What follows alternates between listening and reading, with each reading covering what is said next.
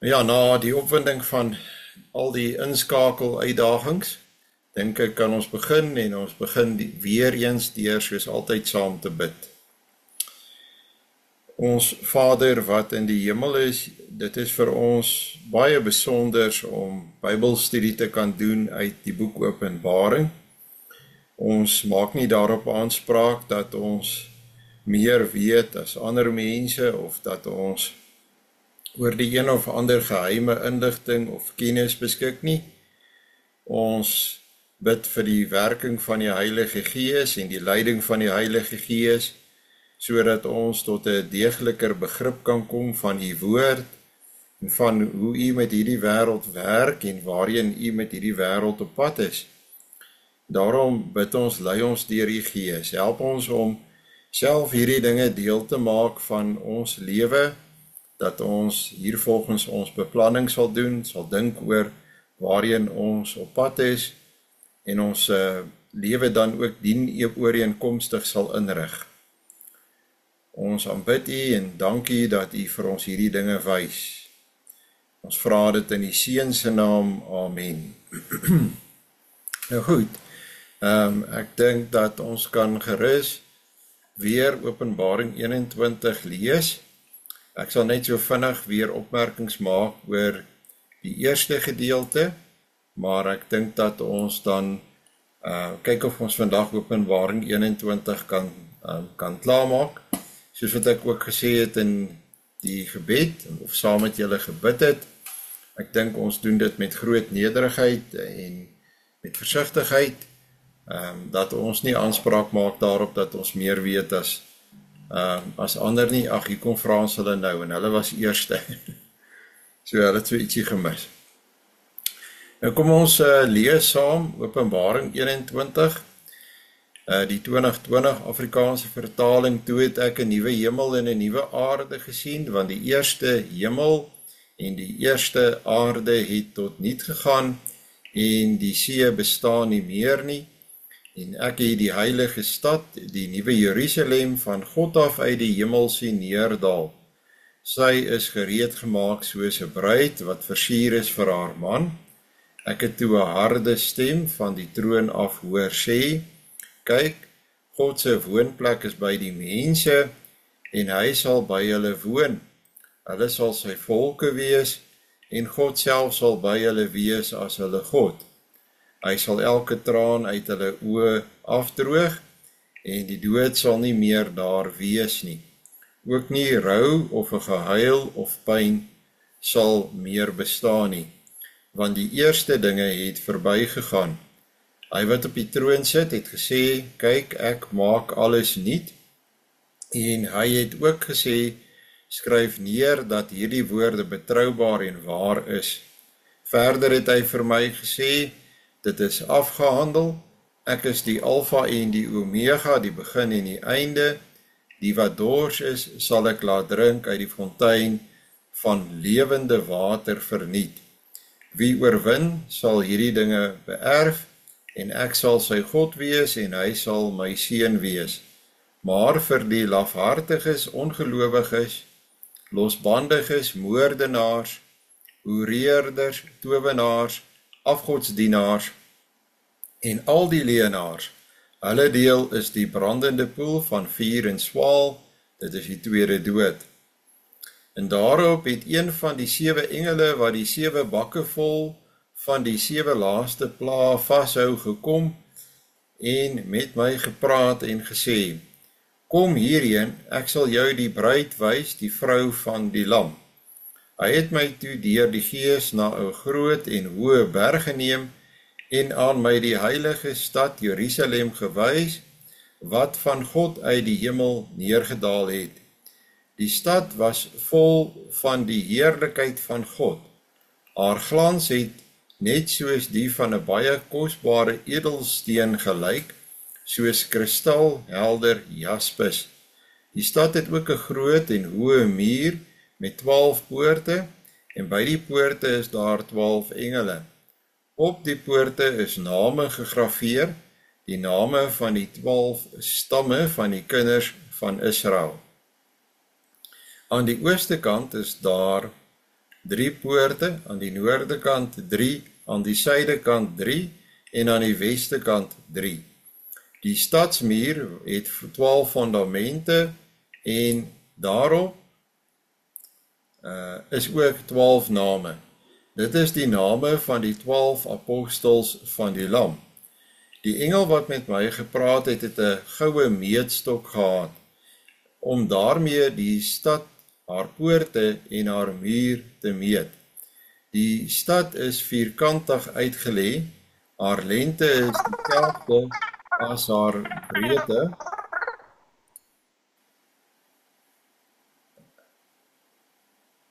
Hy het toe die stad met die meetstok gemeet, 12.000 stadion. Die lengte, breedte en die hoogte daarvan is dieselfde. Hy het ook die muur van die stad gemeet, 144 L hoog in mensemaat, wat ook die engelemaat is. Die boumateriaal van die muur was jaspis en die van die stad suiwer goud, so blink soos 'n skoon spieël. Die fondamente van die stadsmuur is met elke soort edelsteen versier. Die eerste fondament met jaspis, die tweede met lasuursteen, die derde met chalcedoon, die vierde met smarag, die vyfde met sardonyx, die sesde met karnieool, die sewende met chrysoliet, die agste met berylsteen, die negende met topaas, die 10de met chrysopraas, die 11de met hyasint en die 12de met amethyst. En die 12 poorte is 12 parels. Elkeen van die poorte is uit 1 parel gemaak. Die hoofstraat van die stad is van suiwer goud, so blink soos deur skynende glas. 'n Tempel het ek egter nie in haar gesien nie, want die Here God, die Almagtige en die Lam is haar tempel. Ook het die stad nie die son en die maan nodig om haar te verlig nie, want die heerlikheid van God het haar verlig en die Lam is haar lamp. En die nasie sal leef in haar lig. En die konings van die aarde sal hulle heerlikheid na haar toe bring. Haar poorte sal bedags nie gesluit word nie, en daar sal ook nie meer nag wees nie. Hulle sal die heerlikheid en die eer van die nasies na haar toe bring. En niks wat besoedel is, en niemand wat iets gruweliks en vals gedoen het, sal ooit toegang tot haar kry nie. Slegs hulle wat opgeteken is in die boekrol van die lewe van die Lam. Nou goed, die oorwegende indruk wat 'n mens kry van hierdie stad, en dit is die doel van al die edelstene en die gepoleerde metale, edelmetale wat hier genoem word, het eintlik een oorwegende doel. En dit is om vir ons te wys hoe heerlik God is, hoe groot, almagtig en heerlik God is. En hierdie stad wat van hom afkom, weerkaats iets van daardie heerlikheid, daardie hemelse heerlikheid van God. So, dit is nie altyd moontlik om al hierdie goed so presies te weet nie. Wat die kleur is van alles, hoekom 'n ding presies lyk soos wat dit hier beskryf word nie. Soms is dit vir ons nie duidelik nie, en dan moet dit ook so wees, want onthou nou die grootheid en die heerlikheid van God gaan bokant ons begripsvermoë uit. As ons dit kon begryp het, sou dit uit die aard van die saak beteken het, dat ons God kan verstaan, wat vir 'n mens menige ander uitdaging skep, as jy met daardie gedagte sou werk. Nou goed, wat jy ook moet raak sien, is dat jy het eintlik in hierdie beskrywing vanaf vers 9 'n herhaling, maar ook 'n uitbreiding van die eerste 8 verse. So hierdie eerste 8 verse het alreeds vir ons die basis gegee en die struktuur gegee van wat verder kom. Byvoorbeeld, so jy moet eintlik lees tot by hoofstuk 22 vers 5. Ons sal nou maar hou by die hoofstuk indeling soos wat ons dit het.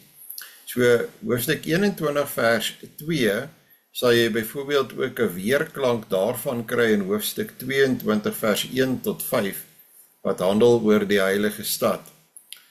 21 vers 2 sien jy die heilige stad Jerusalem en dit lees jy vanaf vers 9 tot 11 in hoofstuk 21. Met ander woorde, 21 vers 9 tot 11 se weerklank vers is 21:2. 21:3 is die woonplek van God by die mense. Dit kry jy weer in 21:22 en 22:3. En dan 21:4 is die trane en die dood word vervang met die ewige lewe, dis 22:2. 21:6 is die lewende water is verniet, dit is 22:1. 21:7 is om God se eiendom te wees, is 22:4. En dan 21:8 is die toegang is voorbou, dit is 21:6 en 22:3. So eintlik is die eerste 8 verse baie belangrik en is dit bepalend vir hoe die res van die volgende 2 hoofstukke gestruktureer is.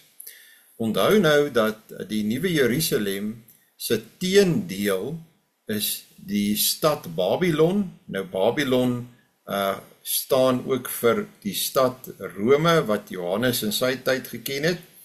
En teenoor Babylon of dan Rome is daar Jerusalem en die Nuwe Jerusalem. So ons kry hier dat die aardse Jerusalem wat vol gebreke was, word vergeestelik, maar sy staan ook teenoor die aardse afgodiese Babylon. Die Nuwe Jerusalem word dus voorgestel as 'n plek vir die verloste kinders van God. Want uit die aard van die saak, as jy dink in die terme wat ons nou dink, moet ons 'n plek hê, ons beset 'n bepaalde ruimte. Die hoofgedagte, buiten dat dit hier gaan oor die wonderlike heerlikheid van God in hierdie hoofstuk, is die hoofgedagte dat God Immanuel is, dat God teenwoordig is, dat God se kinders nie net op 'n bepaalde plek is of 'n bepaalde ruimte het en hulle is daar alleen nie, maar dat wat die situasie vandag is, want dit is mos vandag al so, dat God Immanuel vir ons is, God is met ons. Dit het baie duidelik geword toe die Here Jesus na hierdie aarde toe gekom het en hy Immanuel genoem word. God het na ons toe gekom, God is by ons. Maar God is ook Immanuel in die sin dat danksy Christus is hy deur sy Gees by ons. So die punt is dat 'n gelowige, 'n kind van die Here, en dis die wonderlike troos wat ons reeds vandag het, is nooit alleen nie. 'n Kind van die Here kan altyd reken op die teenwoordigheid van God. Dit bly vir my aangrypend. Ek verwys weer na daardie man wat in 'n psigiatriese inrigting was en wat geweldige intense behandeling ondergaan het, en met hierdie behandelingssessies het hy gesê, het hy gevind dat wanneer hy by daardie diepste punt gekom het, by daardie donkerste, diepste punt in hierdie behandelings, het hy God daar gevind. God is daar. En dit is so wonderlik as 'n mens daaroor dink, dat vir die gelowige is God altyd daar. God is nooit weg nie. Dit is natuurlik deel van die trou van die Here. So, ek dink dit is die hoofgedagte wat jy met jou saamneem as jy dink oor hierdie beeld van die werklikheid van die Nuwe Jerusalem. Nou, 'n mens kan 'n hele studie daarvan maak en ek dink die tyd sal ontbreek om dit hier te doen. Maar jy moet gaan kyk 'n bietjie na kaarte van Jerusalem in die Ou Testamentiese tyd, in die Nuwe Testamentiese tyd. Dan sal jy byvoorbeeld sien dat Jerusalem het net 5 poorte gehad, terwyl die Nuwe Jerusalem het byvoorbeeld 12 poorte.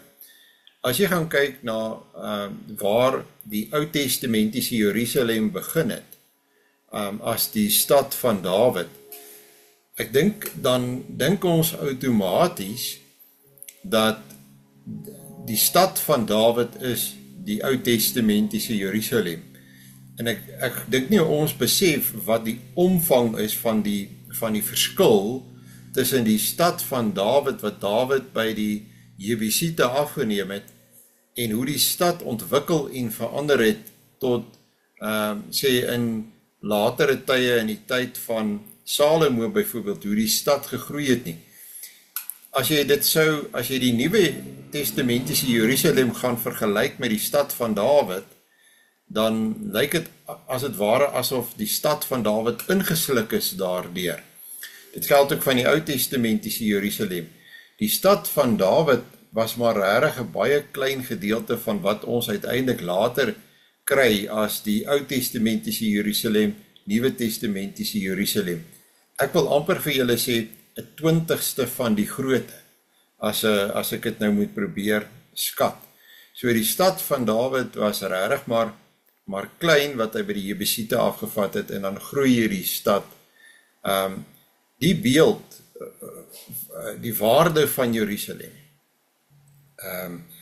is dat dit was altyd vir die gelowiges symbool van God is hier, want die tempel was daar. God is by sy volk, daar is 'n plek vir ons. Ons kan in die teenwoordigheid van God kom. En dit is die gedagtes wat jy kry wat herhaal word hier in Openbaring 21. Dit word net soveel ryker en soveel meer omvangryk, want God woon nou nie meer in 'n tempel nie, daar is nie meer die afstand wat daar was, wat die tempel veroorsaak het, ironies genoeg nie, want die tempel was gebou van steen, en daardie mure van die tempel het afstand ook gebring, tussen die volk wat in die voorportaal gestaan en wag het op die seën van die priester, en God sy teenwoordigheid in die tempel. So, dit verdwyn in die Nuwe Jerusalem. Daar is nie meer sprake van 'n tempel wat gebou is van mure nie, want dis nou weg. Die hele stad is die tempel, is die ruimte wat waar die kinders van God in God se teenwoordigheid kan wees. Dus dis 'n baie ryker bedeling. Die indeling van hierdie gedeelte vanaf vers 9, kan 'n mens sê, kom kyk na die heilige stad, vers 9 en 10, hoe lyk die Nuwe Jerusalem? Daar is 'n uitgebreide beskrywing vanaf vers 11 tot 21. Die besonderse stad is baie anders, is uniek, dis vers 22 tot 27, en dan uiteindelik moet jy ook sien dat dis deel van die nuwe Eden, en dit is hoofstuk 22 vers 1 tot 5. So daar is regtig baie om te sê eintlik, en jy kan jouself regtig ingrawe oor die Nuwe Jerusalem. Dit is so dat ek aanvaar dat ek lees die Bybel op 'n sekere manier wat die Nuwe Jerusalem is vir my baie letterlik en nie net figuurlik nie. Sommige kommentaarskrywers dink vandag meer in terme van 'n figuurlike Jerusalem, nie van 'n egte letterlike Jerusalem nie. Ek dink dat die meeste gelowiges dink nog in terme van, en ek dink ook dit is korrek en dat ons dit so doen, dink aan 'n letterlike Jerusalem, want ons moet 'n plek hê, en ek verstaan daar is beeldende taal en ek verstaan dat die getalle simboliek sê dat dit 'n geweldige omvang, hoeveel spasie het ons nodig? Ons is tog ook herskep na liggaam en na siel. Op hierdie stadium, soos wat ek het sien, is my liggaam het 'n sekere hoeveelheid ruimte, presies hoe al hierdie dinge gaan wees, dit gee ek toe, dit verstaan ek nog nie, en ek sal eendag dit ten volle verstaan. Net 'n interessante ding hieroor wat ek gelees het by een van die kommentare wat ek soms lief is om te lees, of van gebruik te maak, wil ek net gou hier vir julle wys. Ek moet nou net hier so 'n bietjie terug gaan. Kan baie keer so stadig wees.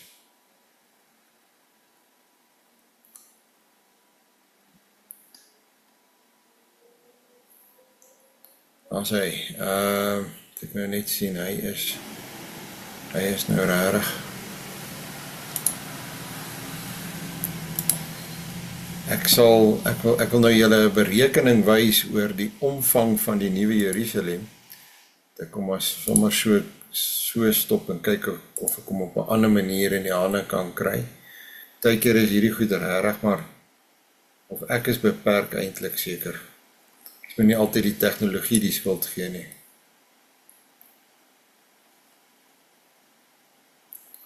Ek dink ek het daar sien, daar sy. Ja, daar het ek hom tog. Daar was 'n baie interessante gedeelte wat ek gelees het oor Henry Morris. Ek sal dit maar sommer so vertaal.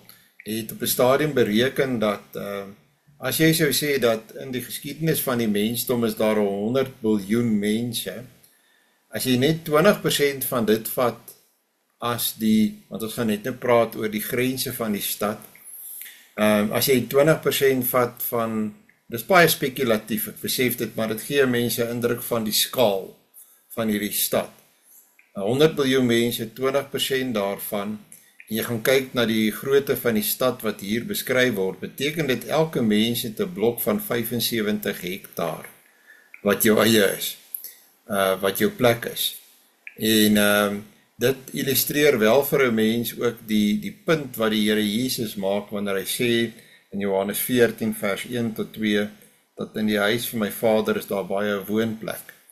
'n ander manier om hierdie skaal van en ruimte te verstaan is dat dit wat hier gesê word volgens berekening is ongeveer die grootte van die maan.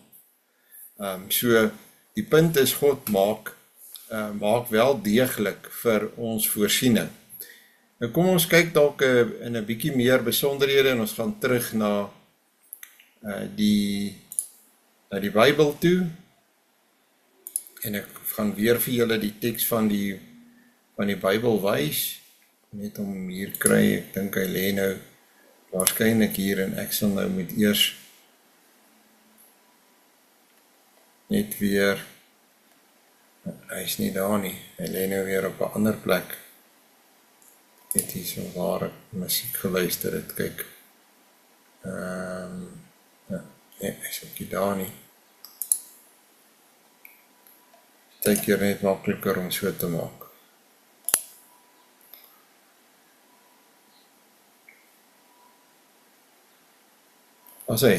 Ek glo julle kan seker die teks van die Bybel daar sien. As dit nie so is nie, sê asseblief vir my, julle kan hom nie sien nie. Maar ek dink julle sien hom. Net die regte vertaling kry. Goed. Goed, so een van die 7 engele wat die 7 bakke vol van die 7 laaste pla vasgehou het, kom en hy praat met Johannes en dit is in lyn met wat ons die hele tyd in Openbaring gesien het, dat God maak van sy hemelse boodskappers gebruik ook om sy woord aan sy kerk deur te gee na die skrywer toe, wat in die geval dan 'n Johannes is. as 'n kruisgevangene op die eiland Patmos.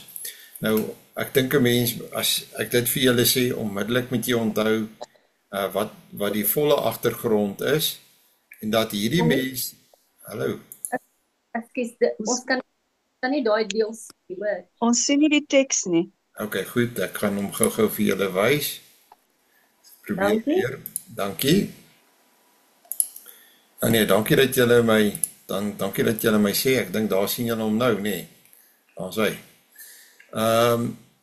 Dis reg, dankie. Wat 'n mens moet onthou is dat jy sit in 'n situasie dat hy skryf hier vir mense wat besig is om vervolg te word. Dis 'n tydperk van vervolging en van swaar kry.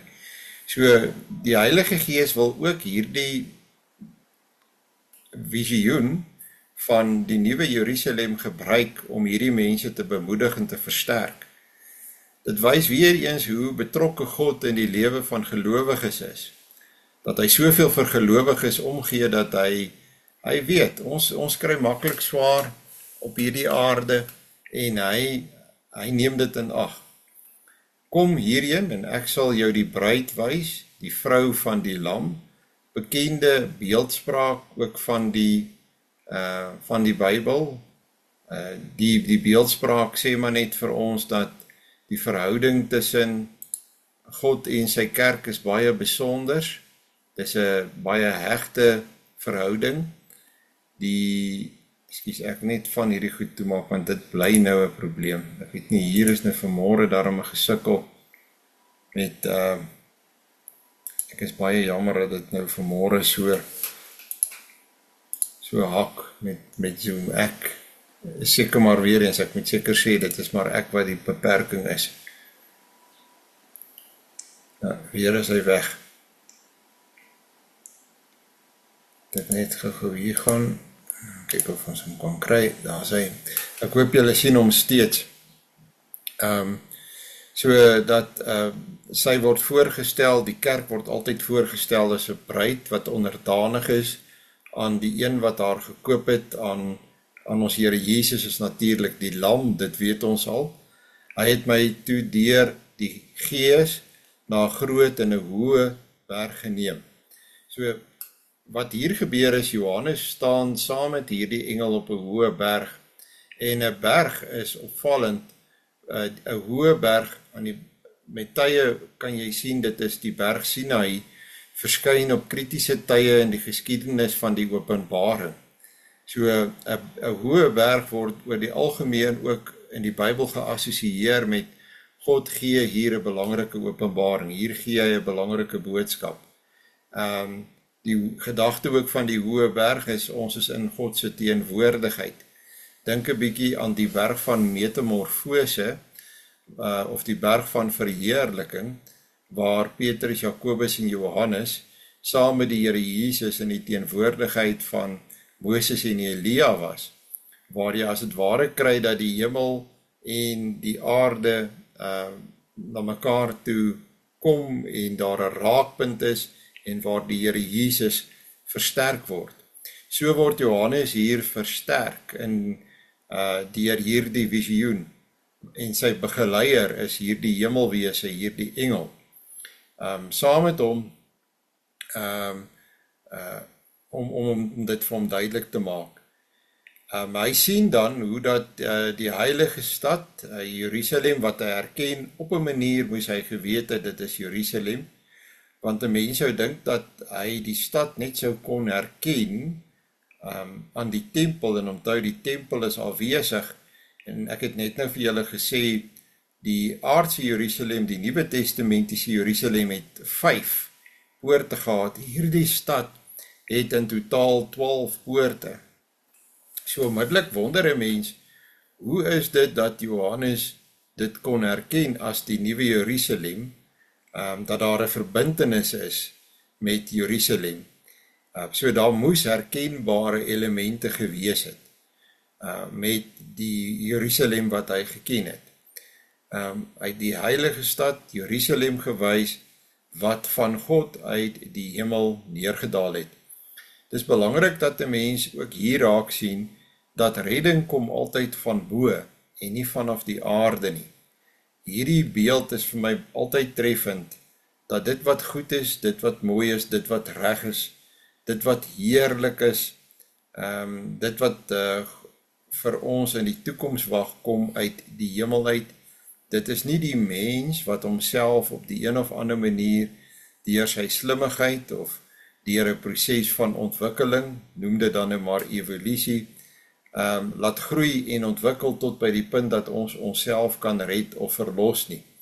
So die rigting van waar hierdie stad kom is vir my bepalend en belangrik.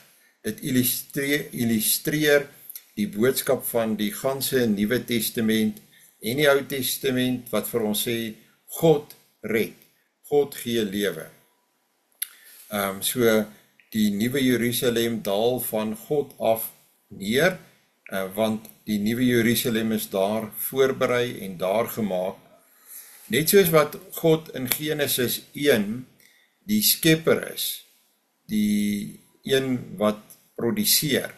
Net so is dit ook hier aan die einde met die herskepping weer eens God wat produseer. God wat die herskepping initieer. God wat gee. God wat doen. Dis nie die mens wat hier handelend is nie. Johannes staan eintlik daar heel passief en aanskou. Hy werk nie aktief mee aan die realisering van hierdie stad nie. Dit word vir hom uitgelig, dit word aan hom verduidelik. Johannes en die mens is eintlik passief. God is aktief en handelend en hy's weer die skepper, herskepper, soos wat ons hom ook leer ken aan die begin van die Bybel, so ook aan die einde van die Bybel. Dit het nie verander nie, want God kan nie verander nie. So hierdie is alles baie belangrike elemente wat in lyn is met die konteks van die ganse Bybel. Onthou nou, in die verklaring van die Bybel moet jy die ganse Heilige Skrif in ag neem, met ander woorde, tota scriptura, die ganse Heilige Skrif. Die stad was vol van die heerlikheid van God. En dit is eintlik, hier sê hy dit, wat hy hier probeer beskryf. Met haar glans het net soos die van 'n baie kosbare edelsteen gelyk, soos kristalhelder jaspis. So, iets wat baie blink gepoleer is, as jy al ooit in jou lewe probeer messe maak, het sal jy weet, jy poleer daai mes eintlik met baie fyn, jy poleer daardie metaal, moet ek eerder sê, met baie fyn skierpapier. Jy is naderhand hier by 1000 en by 900 en 1000 wat die skierpapier fyn is. Hoe hoër die getal, hoe fyner is die skierpapier. En dit is eintlik wat dit, as die kroominhoud van daardie metaal hoog genoeg is, dan kry jy 'n blink effek. Daar's mikroskopiese fyn krappies nog, maar jy kan dit nie met die blote oog sien nie, dit is blink en helder. Nou, enige vakman, enige ambagsman, verstaan hierdie tegniek. En wanneer jy met metale werk, kan jy met hierdie tegniek, kan jy metaal baie blink maak. Ek weet byvoorbeeld met die maak van 'n katana swaard, die Japaneese, dan vat dit 'n jaar. Dit neem hulle 'n jaar om 'n handgemaakte katana se glans op die regte standaard te kry, en hulle gebruik naderhand baie fyn poeiers wat gevry word om daardie mikroskopiese krappies so min as moontlik te maak. So dis soos ek sê, enige vaardige ambagsman verstaan iets van hoe dit werk met metale, soos wat ek het verstaan en self ook al gedoen het, is dit hoe jy dit doen. So, hulle het in daardie tyd metaal en edelmetaal, soos goud, kan jy op dieselfde manier baie blink maak. Uiteindelik kom jy by iets soos, wat 'n mens sal sê, politoer is. Eintlik is politoer ook mikroskopiese klein deeltjies, wat nie te hard is nie, wat jy gebruik om daardie metaal nog blinker te maak. So, die glans van die stad is nie 'n glans wat die stad inherent in homself het nie. Hierdie stad weerkaats net die glans wat van God afkom. Want onthou nou, in hierdie hoofstuk word vir ons gesê, dat die ligte wat ons ken, as die ligte van hierdie wêreld, die son en die maan is daar nie meer nie. God is self die bron van hierdie heerlike glans.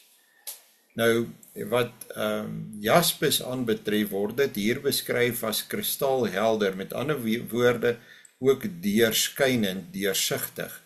En let 'n bietjie op die deursigtigheid van alles wat hier genoem word. Iets wat deursigtig is, kan uiteindelik ook glans weerkaats. En jaspis lyk baie soos 'n diamant. Moet 'n mens hier dalk aan iets soos 'n diamant dink. Nou 'n diamant kan jy natuurlik in verskillende vlakke weer slyp, en dan het hy 'n beter vermoë om te kaats, om lig te weerkaats. So ek dink julle begin verstaan hoe 'n mens dalk hier moet dink, en wat Johannes hier probeer om vir ons te sê. Die stad het ook 'n groot en hoë muur met 12 poorte. Nou die doel van die muur is nie soos in die ou tyd om die vyand uit te hou nie, want daar is nie meer vyande nie, maar wel om ook ongewenste elemente uit te hou. Daar is al reeds in hierdie hoofstuk verwys na hulle wat nie waardig is nie en wat nie in die stad kan kom nie, maar die groot doel van die muur, want weer eens, dit is 'n muur van edelmetale en gesteentes, en dit is om die heerlikheid van God te weerspieël. Soos 'n groot spieël weerkaats dit hierdie heerlikheid van God. 12 poorte, op die meeste het die aardse Jerusalem 5 poorte gehad. Die poorte herinner ons, die getal 12 herinner ons aan die 12 stamme van Israel, die 12 apostels, en by die poorte is daar 12 engele. Die engele is ook die wagters. Dit herinner weer eens aan Genesis, die tuin van wat God geplant het, of die tuin van Eden, waar die cherubs as wagters opgetree het, sodat Adam en Eva nie meer vrye toegang gehad het tot die boom wat God, die boom van die lewe nie, daarvan eet en ewig lewe nie. So hulle tree ook hier op as wagters, nie omdat daar 'n gevaar is wat vir God 'n bedreiging is nie. Op die poorte is name gegrafeer, die name van die 12 stamme van die kinders van Israel. Dit is onuitwisbaar in God se, sal 'n mens sê, antropomorfies gesproke, met ander woorde, as 'n mens op 'n menslike wyse van God praat. Die volk van God en die name van die kinders van God, ook jou naam en my naam, is onuitwisbaar in God se geheue ingegrafeer. Antropomorfies gesproke. God kan nie vergeet nie, God ken sy kinders, God onthou sy kinders. Die name is ingegrafeer in hierdie pragtige poorte wat die heerlikheid van God verkondig. Aan die ooste kant is daar 3 poorte, so ook noord, suid en wes. Die gedagte is dat die mensdom kom van al hierdie kante af, van al hierdie rigtings af. Mense van alle volke, tale en nasies kom om die grootheid en die heerlikheid van God te aanskou, maar ook om in die getalle waarmee hulle daar opdaag te sê, daar is net een groot en heerlike God, net een ware God, en dood eenvoudig omdat hulle almal daar is in hulle diversiteit, is dit tot die verheerliking van God, maak dit God se hart bly. Mens wil weer op 'n antropomorfiese spreekwyse sê, sit dit 'n uitdrukking van vreugde en blydskap en 'n glimlag op God se gesig.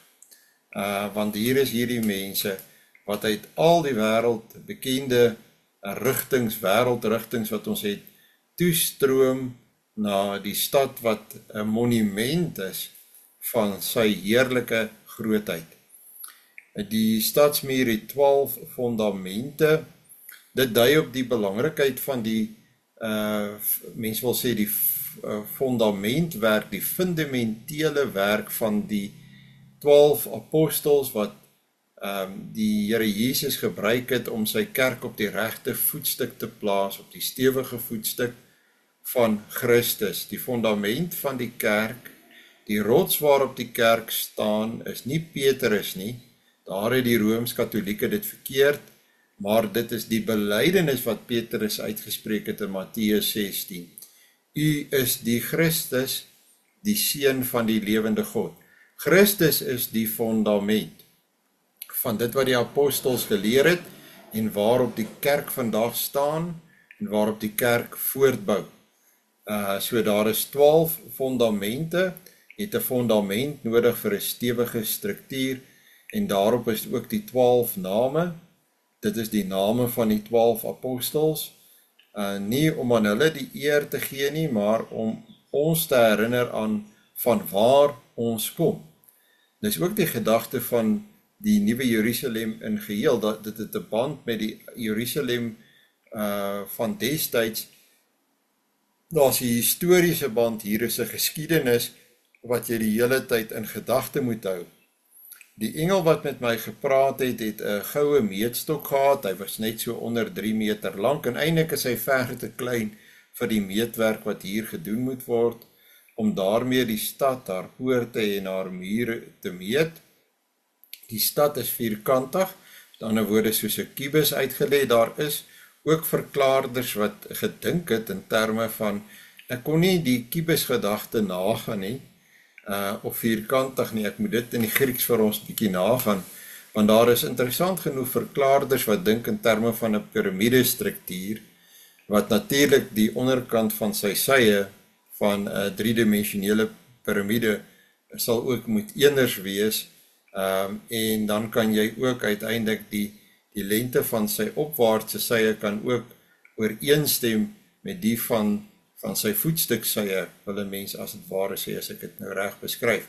So ek wou eintlik die gedagte van vierkantig of kubus wou ek nagegaan het, en ek het nog nie tyd gehad om dit te doen nie.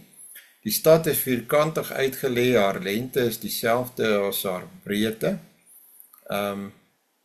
Te dui maar net weer eens op die beplanning, die haarfyn beplanning. Ook in die antieke tyd was so iets het gedui op 'n baie kundige en vaardige beplanner en bouer. Wie is die beplanner en bouer van hierdie stad? Hy kom uit die hemel uit, dis natuurlik God. Alles weer met die doel tot sy eer en heerlikheid. Hy het toe die stad met die meetstok gemeet, 12.000 stadion, die lengte, breedte en hoogte daarvan is dieselfde. 12.000 herinner weer aan 12, die getal van die volk van God. In die Bybel is 12 altyd God se volk se getal. En hoe jy daarby natuurlik uitkom so ver as wat my beperkte wiskundige vermoë dit toelaat, is dit 3 maal 4. 3 is natuurlik die getal van God, Vader, Seun en Heilige Gees. 4 is die getal van God se volk wat uit die 4 windrigtings kom, noord, oos, suid en wes. So 4 is oor die algemeen ook 'n getal wat geassosieer is met die aarde en God se volk op aarde, en die volk van God sal dus wees 3 maal 4 is 12 of 12.000 stadion, meer as genoeg plek vir die kinders van God. Hy het ook die muur van die stad gemeet, 144 L hoog, in mensemaat, wat ook die engelemaat is. So, daar is altyd hierdie ooreenkoms tussen mense en engele, en ek kan dit op baie maniere vir julle illustreer. Kom ons kyk net gou na weer eens die getalle simboliek van 144 L. Weer eens het ons hier met 12 te doen, nee. Is mos? Kom ons kyk weer, ons gebruik maar my beperkte wiskunde. 12 maal 12 is mos 144, nee. Nou ons het 144.000 al gehad. In Openbaring as die getal van God se volk. So 12 maal 12 is 12 vir die 12 stamme van Israel en 12 vir die 12 apostels van die Nuwe Testament. Dit is dus die ganse volk van God. Sal hier 'n ruimte kan kry.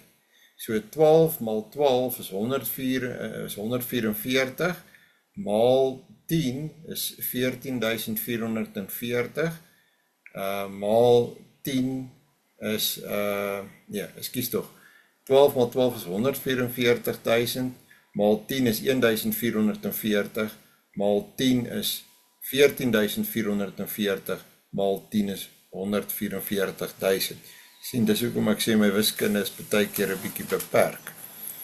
Die boumateriaal van die muur was jaspis. Ons het jaspis nou al gehad. Jaspis is daar die deursigtige helder steen, en die van die stad suiwer goud. Nou goud kan jy in die besonder kan jy baie mooi poleer, en die mense het in daardie tyd het ook verstaan hoe om dit te doen. Dink aan die plaat, die goue plaat wat hulle baie dun uitgerol het, waarmee Salomo die binnekant van die tempel versier het, en dan het hulle dit blink gepoleer, min of meer op die tegniek wat ek net nou vir julle verduidelik het. Dit was baie tydrowend, maar vaardige ambagsmanne het, veral as jy genoeg gehad het, kon groot hoeveelhede van hierdie dun plaat produseer, om dan het hulle dit baie versigtig vasgesit met klein spykertjies, dit opgevul, en uiteindelik het dit 'n mooi pragtige geheel geword. So die stad is van suiwer goud, dit is nie die oortrek van paneelwerk nie, alles is goud, daar is nie 'n beperking nie. As dit kom by die heerlikheid van God en hoe die heerlikheid van God weerkaats moet word, is daar geen beperking nie. God het 'n onbeperkte hoeveelheid hiervan beskikbaar. So blink soos 'n skoon spieël, helder, nee, ek dink ons het dit al gehad. Die fondamente van die stadsmuur is met elke soort edelsteen versier. Nou, hier het julle nou 'n lysie van die nuwe name van hierdie stene, en dit is altyd nuttig om daarna te kyk as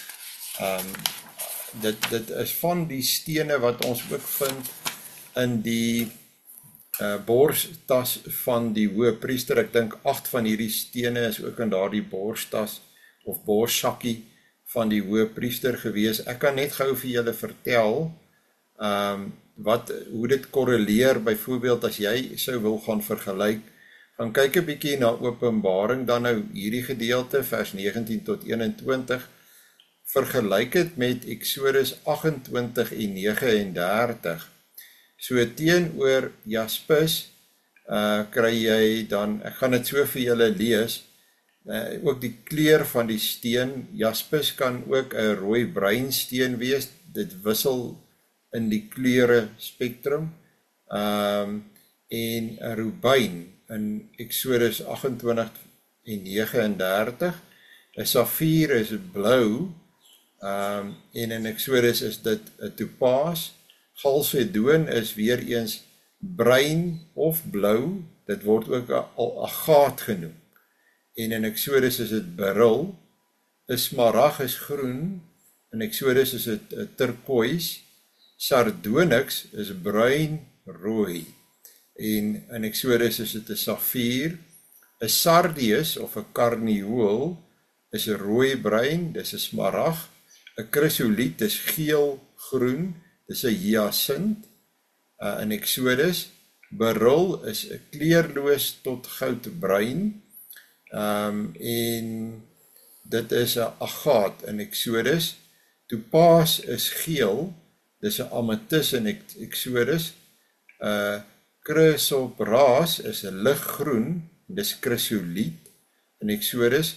Hyasint is bruinrooi, en dit is 'n onyx in Eksodus. En amethyst is pers, en dit is 'n jaspis in Eksodus.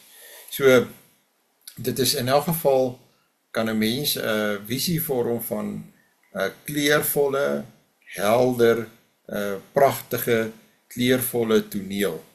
En die 12 poorte is 12 parels. Hier moet ek dalk net gou ietsie oor sê. Parels is dalk nie word vandag dalk nie beskou as die mees kosbaarste van edelstene of van juwele nie, maar in daardie tyd was dit anders. Daar was niks so kosbaar soos 'n parel nie. En sekere parels, dink aan die gelykenis wat die Here Jesus vertel het van die parel koper, wat alles wat hy gehad het, verkoop het om daardie een kosbare parel te gaan koop.